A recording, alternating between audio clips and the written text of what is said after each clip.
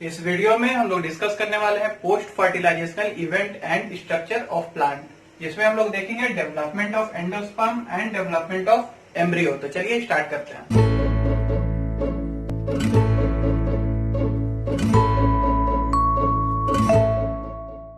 Hello everyone, कैसे हैं आप लोग। अगर आप एम कर रहे हैं नीट एग्जाम के लिए तो चैनल को सब्सक्राइब कीजिए और बेल आइकन को दबा दीजिएगा।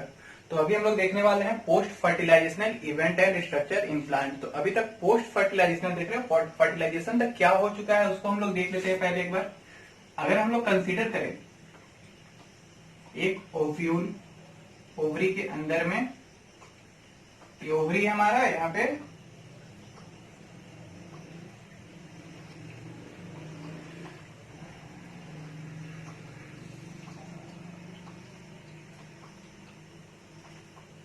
ओव्यूल, ओव्यूल में क्या होगा हमारा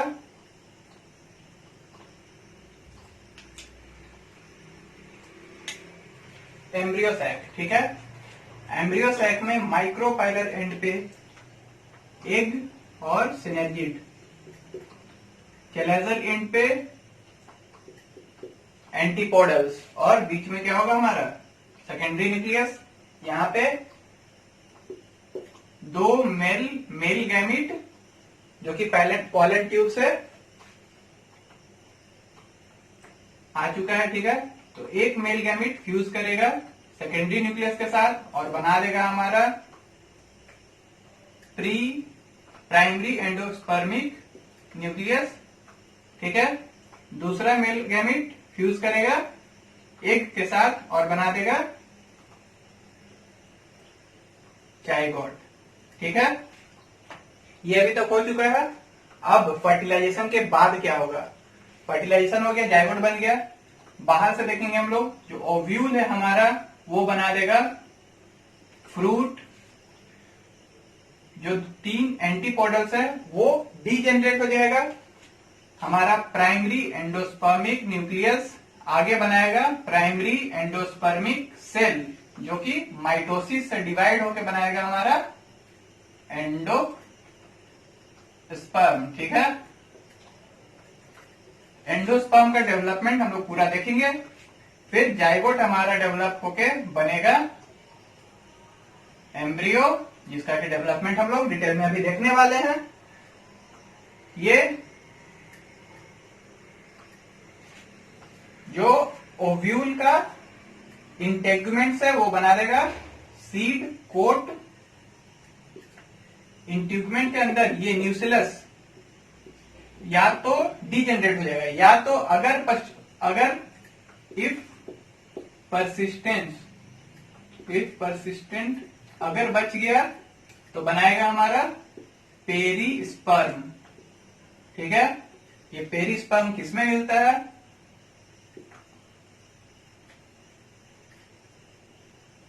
and beet root, black pepper and beet root. ठीक है, पहले तो ये डीजेनरेट कर जाएगा न्यूक्लियस, अगर बच गया तो पेरिस्पर्म बनाएगा। ठीक है, और क्या बच गया हमारा, बाद बाकी सारा चीज डीजेनरेट कर जाएगा। ठीक है, तो हम लोग देखने वाले हैं अभी एंडोस्पर्म का डेवलपमेंट और एम्ब्रियो का डेवलपमेंट। ठीक है,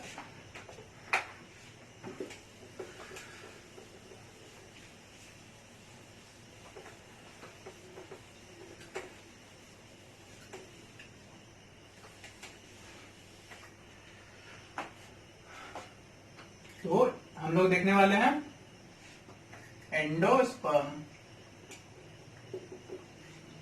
एंडोस्पर्म का डेवलपमेंट देखेंगे। इसमें सबसे पहले लाइन एनसीईआरटी का इंपॉर्टेंट है, endosperm development precedes embryo development. हम लोग पहले पढ़ भी रहे हैं एंडोस्पर्म का डेवलपमेंट, मतलब एंडोस्पर्म का डेवलपमेंट हमेशा एम्ब्रियो डेवलपमेंट से पहले होगा। क्यों, क्योंकि एम्ब्रियो को न्यूट्रिशन प्रोवाइड करना एंडोस्पर्म का फंक्शन है और एम्ब्रियो न्यूट्रिशन लेगा तभी डेवलप होगा। ठीक है, नेक्स्ट हम लोग देखेंगे कि हमारा प्राइमरी एंडोस्पर्मिक न्यूक्लियस जो था वो ट्रिप्लॉइड था। ठीक है, तो ये जब बनाएगा प्राइमरी एंडोस्पर्म सेल तो वो ट्रिप्लॉइड होगा। और प्राइमरी एंडोस्पर्मिक सेल जब डेवलप होगा एंडोस्पर्म में, तो यहां क्या हो रहा है, माइटोसिस। और माइटोसिस में प्लॉइडी चेंज नहीं होता है, तो हमारा एंडोस्पर्म भी, एंडोस्पर्म का हर सेल ट्रिप्लॉइड होगा। ठीक है। और एंडोस्पर्म का क्या फंक्शन है, फंक्शन एज रिजर्व फूड। किसके लिए, एम्ब्रियो के लिए। ठीक है। तो अगर यहाँ पे डेवलपमेंट, ये क्या हो रहा है, डेवलपमेंट हो रहा है यहाँ से प्राइमरी एंडोस्पर्म सेल का एंडोस्पर्म में, तो on the basis of development हम लोग एंडोस्पर्म को 3 में डिवाइड करेंगे। 3 तरह का एंडोस्पर्म हमारे पास होगा on the basis of development. सबका रिजल्ट यही होगा, सारा स्टार्ट होगा प्राइमरी एंडोस्पर्म सेल से और बनाएगा हमारा endosperm by the process of mitosis. लेकिन इसमें थोड़ा सा डिफरेंस होगा सबके डेवलपमेंट में। पहला है हमारा न्यूक्लियर एंडोस्पर्म। ठीक है। दूसरा है cellular endosperm and last helobial endosperm. ठीक है। सबसे पहले इंपॉर्टेंट पॉइंट जो कि एनसीईआरटी में लिखा हुआ है, हम बहुत बार पढ़े थे तो मिस कर दिया था इसको, मोस्ट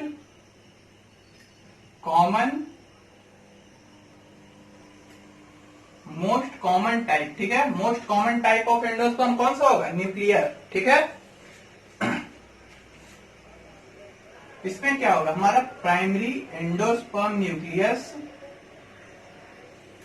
बनाएगा, प्राइमरी एंडोस्पर्म न्यूक्लियस बनाएगा फाइनली हमारा एंडोस्पर्म। लेकिन पहले क्या होगा, इसमें क्या होगा, हमारा फ्री न्यूक्लियर डिवीजन। ठीक है। फ्री, यहां पे हमारा प्राइमरी एंडोस्पर्म है न्यूक्लियस, इसमें फ्री न्यूक्लियर डिवीजन हुआ। सेल एक ही है, इसमें बहुत सारा न्यूक्लियस, सिर्फ न्यूक्लियस का डिवीजन हो रहा है। ठीक है। इसको हम लोग क्या बोल सकते हैं, कैरियोकाइनेसिस सिर्फ बोल सकते हैं। न्यूक्लियस के डिवीजन को क्या बोलते हैं, कैरियोकाइनेसिस। तो फ्री न्यूक्लियर डिवीजन या बोलेंगे कि कैरियोकाइनेसिस हुआ, बहुत सारा न्यूक्लियस सिर्फ बन गए एक ही सेल में। ठीक है। नेक्स्ट इसके बाद होगा हमारा साइटोकाइनेसिस, मतलब अब सेल डिवीजन होगा, अब इसमें सेल वॉल का फॉर्मेशन होगा। ठीक है। तो अब हमारा एंडोस्पर्म इस तरह से बन जाएगा। ठीक है। फाइनली सेलुलर एंडोस्पर्म बनेगा, लेकिन पहले क्या होगा, फ्री न्यूक्लियर डिवीजन, इसलिए इसको हम लोग क्या बोले, न्यूक्लियर एंडोस्पर्म। ठीक है। इसका एग्जाम्पल क्या होगा हमारा,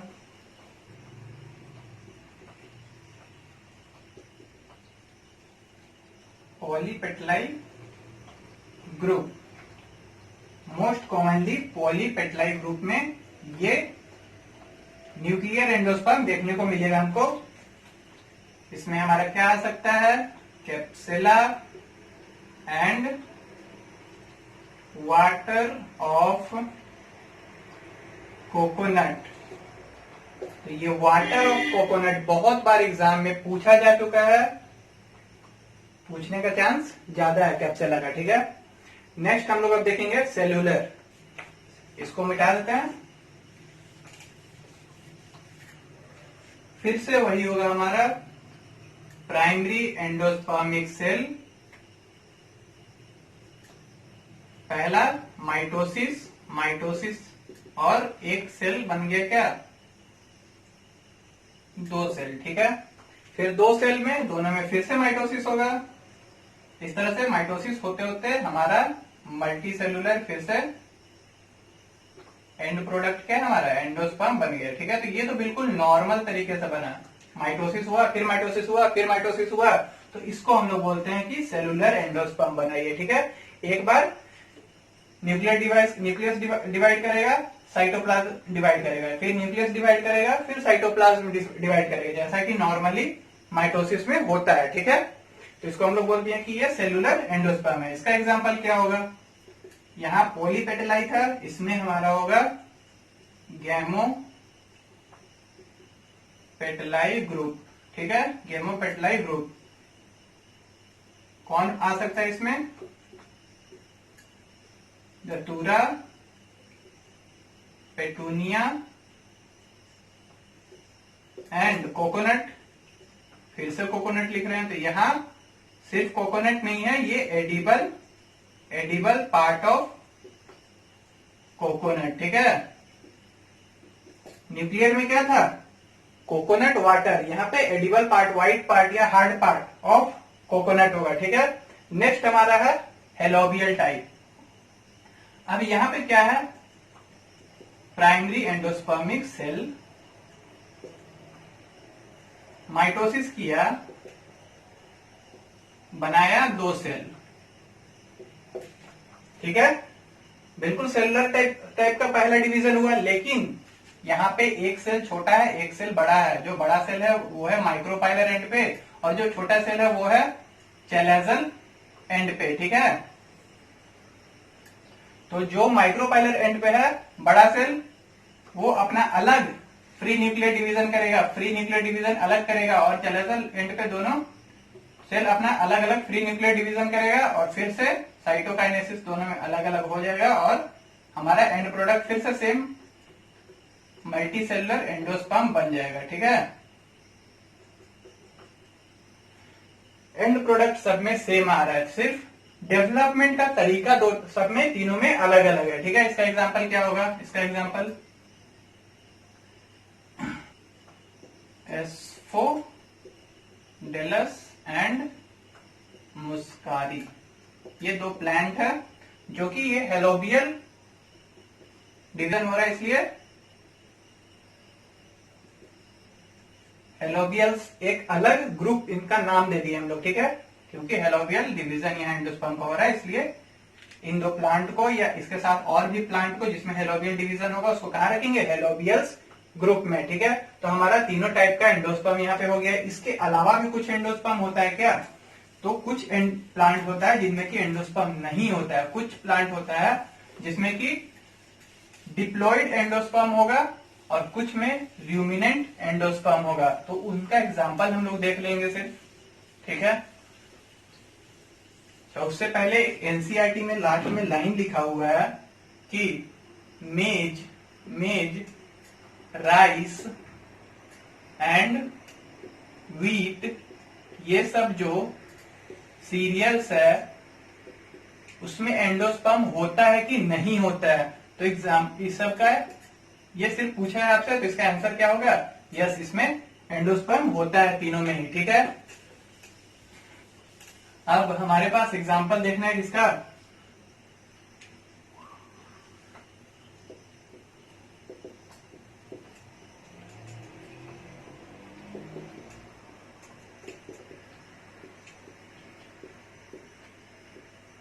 कौन कौन सा एंजियोस्पर्म प्लांट में एंडोस्पर्म नहीं है।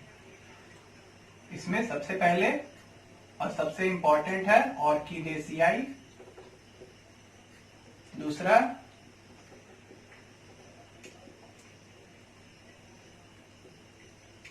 पोडोस्टेमेसियाई, लास्ट है ट्रेपेसियाई।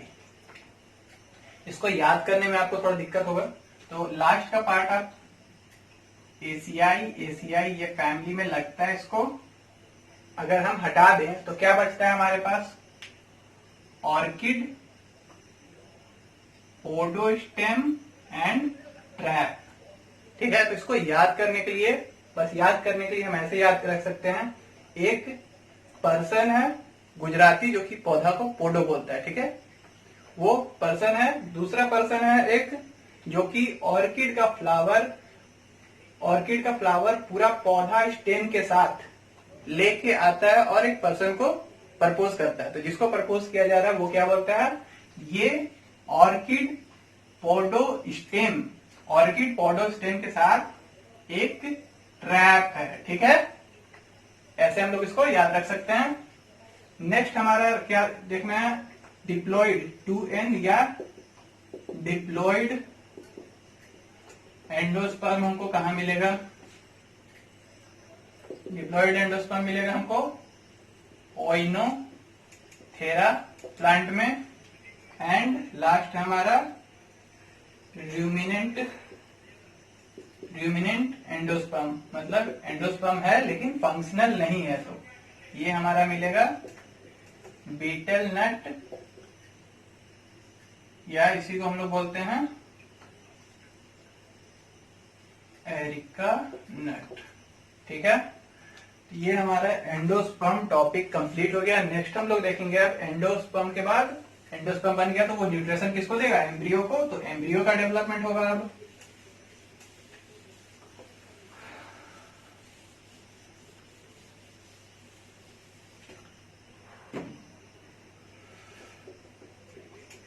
Development of dicot embryo. ठीक है, development of dicot embryo. Dicot पहले देखेंगे, फिर हम लोग इसके बाद मोनोकॉट का देखेंगे। तो हमारे पास डाइकॉट का एम्ब्रियो, डाइकॉट का डेवलपमेंट कहां से स्टार्ट होगा, ये हमारा एम्ब्रियो सैक है जहां की ऊपर का तीनों एंटीपोडल डी जनरेट हो गया है। यहाँ पे हमारा एंडोस्पर्म, मल्टीसेलुलर एंडोस्पर्म डेवलप हो गया। ठीक है, ये वाला हम माइक्रोपाइलर एंड मान लेते हैं। ठीक है, ये माइक्रोपाइलर एंड मान लेते हैं। कोई भी अपर एंड या लोअर एंड नहीं बोलेंगे, जब भी बोलेंगे तो माइक्रोपाइलर या चैलेजल एंड बोलेंगे। ठीक है, माइक्रोपाइलर एंड अगर ऊपर है तो ये हमारा डेवलप हो गया बहुत सारा मल्टी सेलुलर क्या एंडोस्पर्म, जो कि ट्रिप्लॉइड है। ठीक है, तो माइक्रोपाइलर एंड पे हमारे पास क्या है, अब ये जाइगोट। ठीक है, अब यहां से स्टार्ट होगा हमारा डेवलपमेंट ऑफ एम्ब्रियो। ये जाइगोट को हम लोग ले लिए, सिर्फ जाइगोट सेल को हम लोग देख रहे हैं, बाद बाकी चीज को नहीं देख रहे हैं। ये डेवलप होगा, इससे न्यूट्रिशन लेगा। ठीक है, अब हम लोग अगर सिर्फ जाइगोट को देखें तो ये नेक्स्ट अब यहां से क्या होगा, सिर्फ माइटोसिस होगा, सारा जगह माइटोसिस होगा। ये डिप्लॉइड है, डिप्लॉइड रहेगा। ठीक है, तो पहला डिवीजन होगा माइटोटिक ट्रांसवर्स डिवीजन। ठीक है, पहला डिवीजन कैसा होगा, ट्रांसवर्स। ठीक है, बनेगा हमारा माइक्रोपाइलर एंड पे एक लार्ज सेल, और चैलेजल एंड पे अपोजिट एंड हमारा क्या है, चैलेजल एंड, यहाँ पे बन जाएगा हमारा स्मॉल सेल। ठीक है, अब इस लार्ज सेल को या फिर जो माइक्रोपाइलर साइड पे जो सेल है उसको हम लोग बोलेंगे बेसल सेल या सस्पेंसर सेल। ठीक है, दूसरा इसको हम लोग बोलेंगे, जो स्मॉल सेल है उसको बोलेंगे हम लोग एपिकल या टर्मिनल या फिर एम्ब्रियोनल सेल। दो सेल है हमारे पास, ये एम्ब्रियोनल सेल बनाएगा आगे जाके हमारा एम्ब्रियो, और बेसल सेल या सस्पेंसर सेल, नाम से पता है हमारा क्या बनेगा, सस्पेंसर। ठीक है, जो कि 6 to 8 या 6 to 10 सेल्स का बना हुआ होगा। ठीक है, अब आगे क्या होगा, डिवीजन देखते जाएंगे हम लोग। जो हमारा बेसल सेल है उसमें डिवीजन होगा सिर्फ ट्रांसवर्स, अभी ट्रांसवर्स। ठीक है, और जो हमारा एपिकल सेल है उसमें होगा हमारा ट्रांसवर्स प्लस वर्टिकल डिवीजन दोनों। ठीक है, तो हमारा सस्पेंसर सेल में ट्रांसवर्स डिवीजन हुआ, क्या बन गया, 1 2 कुछ सेल डिवाइड हो गए ट्रांसवर्सली, बस डिवाइड हुआ। ठीक है, वहीं हमारा बेसल सेल में डिवीजन हुआ transverse plus vertical, transverse plus vertical. यहां पे जब हमारे पास एक ट्रांसवर्स और एक वर्टिकल डिवीजन कंप्लीट हो जाता है, एक ट्रांसवर्स और एक वर्टिकल डिवीजन कंप्लीट हो जाता है, तो इसको हम लोग बोलते हैं प्रो एम्ब्रियो। प्रो एम्ब्रियो बोलने के लिए हमारे पास एक ट्रांसवर्स, एक वर्टिकल डिवीजन एपिकल सेल में हो जाना चाहिए। हो सकता है कि एक से ज्यादा भी डिवीजन हो जाए, लेकिन कम से कम एक जब हो जाएगा तब हम इसको बोलेंगे कि क्या ये प्रो एम्ब्रियो बन गया है। हो सकता है दो ट्रांसफर दो वर्टिकल हो जाए या एक दो ट्रांसफर एक वर्टिकल हो जाए डिवीजन, लेकिन कम से कम एक एक डिवीजन जब हो जाता है तब हम लोग इसको बोलते हैं क्या कि प्रो एम्ब्रियो हमारा बन गया। फिर नेक्स्ट ये कहा जाएगा, नेक्स्ट जो सबसे फर्स्ट बेसल सेल था वो साइज में ग्रो करेगा थोड़ा सा, ठीक है, साइज में ग्रो करेगा, बाद बाकी सेल उससे थोड़ा सा छोटा रहेगा, ठीक है। ये अभी डिवाइड हो ही रहा है तो ये नया सेल छोटा रहेगा, जो बेसल सेल था ओरिजिनल वो हमारा बड़ा हो जाएगा। इसको बोलेंगे हम लोग हाउस्टोरियल सेल, ठीक है। जो सेल बेसल सेल हमारा जो फर्स्ट से है वो ग्रो करके क्या बना रहा है, हाउस्टोरियल सेल। और इन सबको क्या बोलेंगे, पूरा कंप्लीट को सस्पेंसर। और ये अब हमारा जो एपिकल सेल डिवाइड करके एक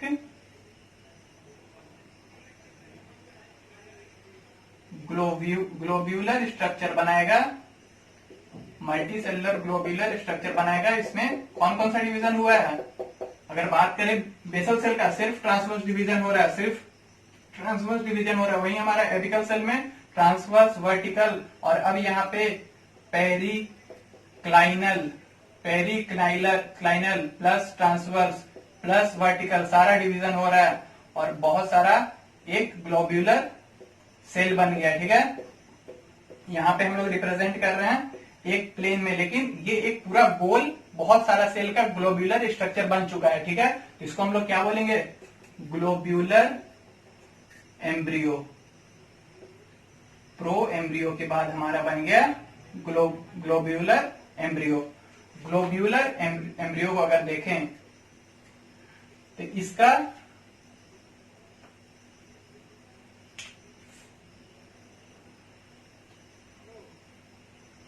यहां ग्लोब्यूलर एम्ब्रियो के बाद जो फर्स्ट सस्पेंसर सेल है, जो सबसे फर्स्ट सस्पेंसर सेल है, वो डिवाइड हो जाएगा 8 सेल्स में, ठीक है। इसमें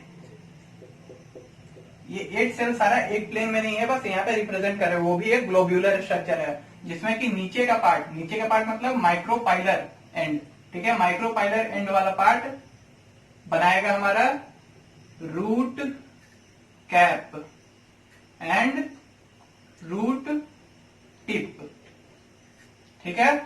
और उसी का एक सेल में से जो हाफ चैलेजल एंड का सेल है वो बनाएगा रूट कॉर्टेक्स,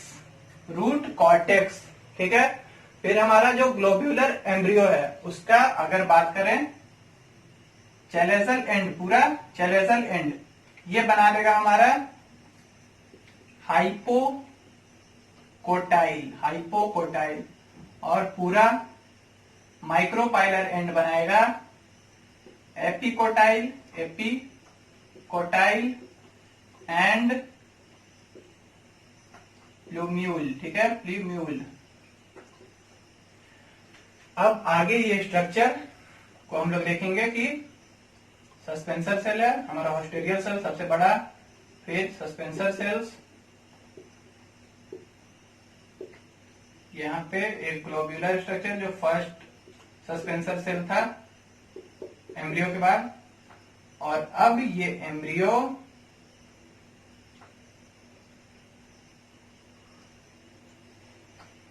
कंटिन्यूअस डिवीजन के कारण बन गया हमारा हार्ट शेप्ड एम्ब्रियो, ठीक है। कौन कौन सा डिवीजन हो रहा है यहाँ पे एम्ब्रियो में, ट्रांसवर्स, वर्टिकल, पेरिक्लाइनर, ठीक है। तो हम लोग क्या बोलेंगे, heart shaped embryo. Heart shaped embryo, ये दोनों जो निकला हुआ पार्ट है ये बनाएगा हमारा कोटिलिडन्स। ये आगे जाके हमारा बनाएगा अब हॉर्स शू शेप्ड एम्ब्रियो।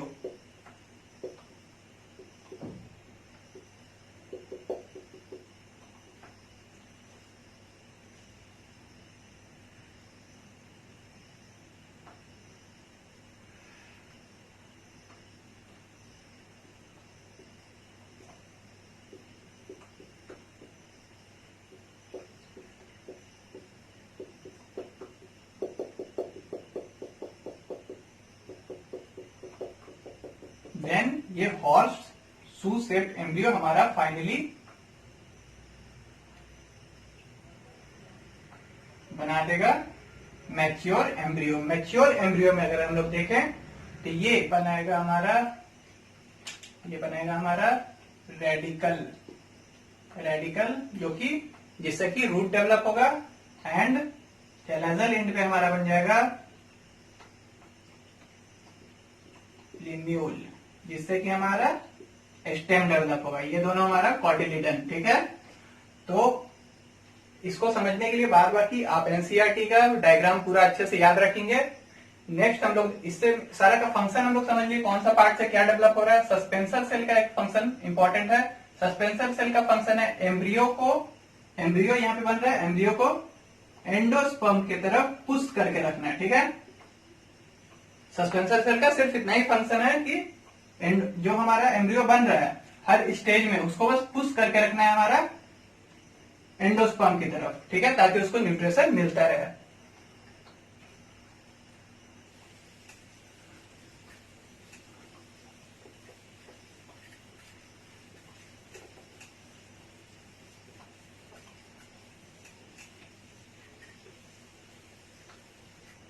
ये सारा डेवलपमेंट जो अभी हम लोग देखें, ये हम लोग देखें किसका, कैप्सुला प्लांट का, ठीक है। कैप्सुला प्लांट पे स्टडी किए थे साइंटिस्ट हैंस्टीन, ठीक है।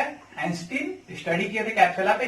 पूरा जो हम लोग पढ़े ये उसी कैप्सुला का ही एम्ब्रियो डेवलपमेंट है। और ये किस टाइप का डेवलपमेंट है, ये है crucifer type of embryo development. Crucifer type of embryo development जो कि most common type of embryo development है। मतलब इसके अलावा भी कुछ टाइप्स होते हैं, लेकिन मोस्ट कॉमन क्या है हमारे एंजियोस्पर्म में, crucifer type of embryo development. अब नेक्स्ट हम लोग देखेंगे मोनोकोट में कैसा डेवलपमेंट होता है एम्ब्रियो का, ठीक है। काफी कुछ उसमें सेम होगा, लेकिन कुछ चीज अलग होता है। लोग देखेंगे मोनोकॉट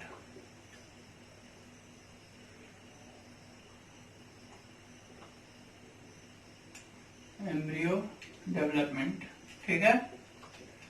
तो मोनोकॉट में भी सेम हमारा स्टार्ट होगा कहां से, ये पूरा एम्ब्रियोनल सैक है, यहाँ पे जाइगोट है, इधर हमारा एंडोस्पर्म बन चुका है, ठीक है। एंडोस्पर्म इधर पूरा एंडोस्पर्म है।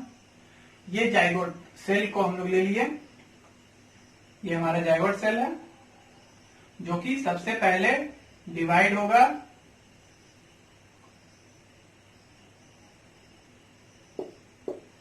तीन सेल में, ठीक है।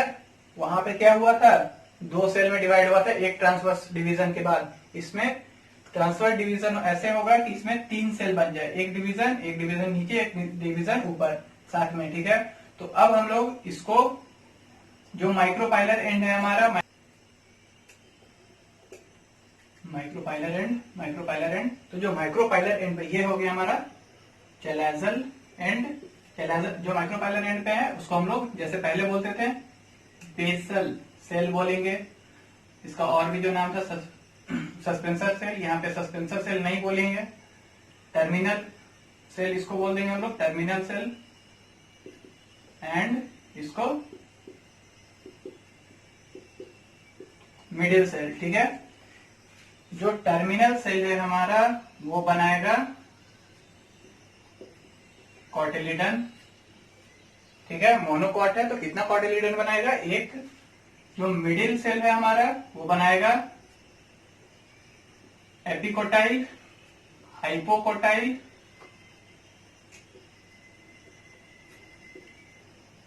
लिम्यूल, रेडिकल एंड सस्पेंसर। ये सारा चीज बनाएगा हमारा मिडिल सेल। बेसल सेल क्या करेगा, ये आगे जाके डीजेनरेट हो जाएगा, ठीक है। इसको हम लोग देखते हैं सारा का फंक्शन, मेन फंक्शन याद करना है आपको। अब हम लोग देखते हैं कैसा स्ट्रक्चर बनेगा।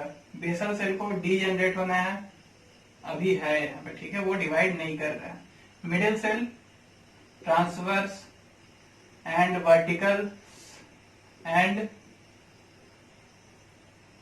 पेरिक्लाइनल सारा डिवीजन कर रहा है और एक ग्लोब्यूलर स्ट्रक्चर फॉर्म कर रहा है। हमारा टर्मिनल सेल ये भी डिवाइड कर रहा है।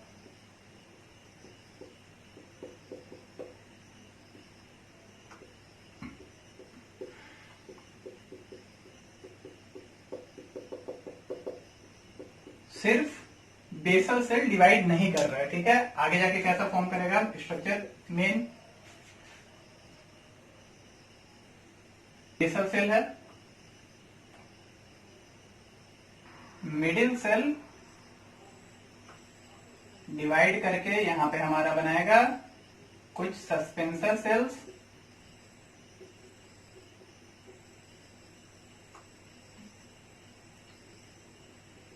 रेडिकल साइड कवरिंग के बाद हम इसको बोलेंगे, रेडिकल साइड पे कुछ कवरिंग अपीयर होगा, इसके बाद इसको हम लोग बोलेंगे कॉलियोराइजा, एंड प्लीम्यूल साइड पे कुछ कवरिंग अपीयर होगा, इसको हम लोग बोलेंगे कॉलियोप्टाइल। जो प्लीम्यूल है उस रीजन को एपिकोटाइल, एपिकोटाइल ये पूरा रीजन, और जो रेडिकल के आसपास के रीजन है उसको हाइपोकोटाइल। इसके ऊपर डेवलप होगा हमारा कौन सा सेल है, टर्मिनल सेल, कॉटिलिडन बनाना है इसको, यहां पे बन जाएगा हमारा कॉटिलिडन, ठीक है। आगे जाके बेसल सेल का डीजेनरेट होने के बाद हमारा एम्ब्रियो मैच्योर हो जाएगा। ये कॉटिलिडन बना रहा है। कॉटिलिडन कहां से बन रहा है, टर्मिनल सेल से, जो कि कॉटिलिडन को हम लोग क्या बोलते हैं साथ में, स्क्यूटेलम, स्क्यूटेलम, ठीक है। स्क्यूटेलम या कॉटिलिडन दोनों वर्ड हम लोग यूज कर सकते हैं।